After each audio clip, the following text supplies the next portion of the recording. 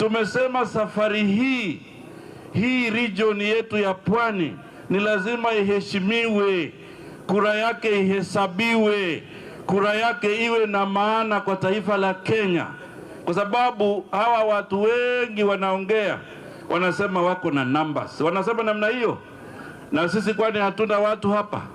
Salama salmini 2027 atoboe, arudi kama rais kwa tamu yake ya pili. Kule mbele naye pia tu huko mbele, huko mbele, sio Mvurya, huko mbele huko, halo, huko mbele huko,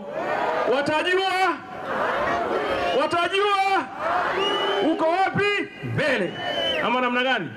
Leo hii Mheshimiwa Ruto atusikiza, lakini atatusikiza zaidi wakati sisi mchango wetu utakuwa ni mkubwa. Tusidanganyane, sisi tukishindana na mwingine ambaye atakuwa kura zake ni nyingi, zetu ni kidogo, mwenzetu atasikizwa wa kwanza. Kila aliye hapa leo yajua, tunataka barabara sisi kutoka hapo kwenda Tiribe iwekwe lami.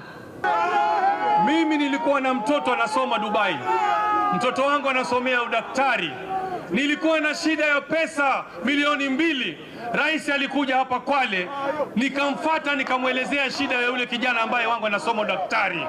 Kumweleza, aliniambia seneta, njoo kesho nikupatie milioni 2 umlipie yule mtoto school fees.